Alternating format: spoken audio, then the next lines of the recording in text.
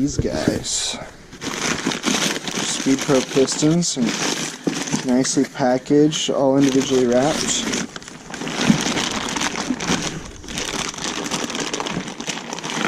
Do this with one hand.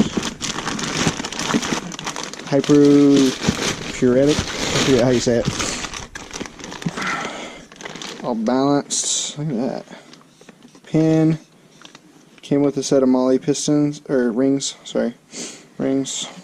Okay guys, so I got my old pistons pressed out and got my new pistons set in here.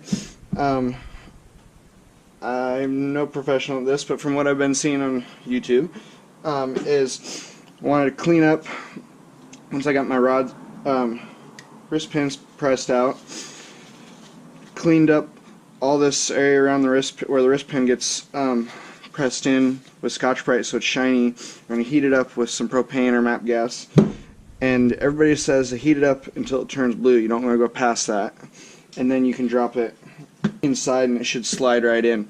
You'll have a couple seconds to get your pin lined up and the rod lined up. So I've got them all laid out here, so my castings are going the right direction. They should be in the right direction in relation to the piston, and see how this works.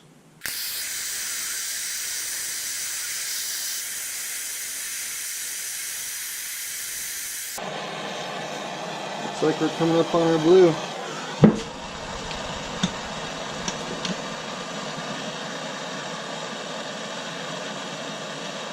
There we go.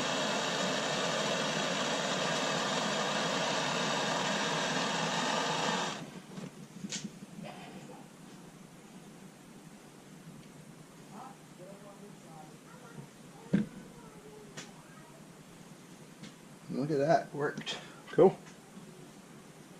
So get the rest of them done now.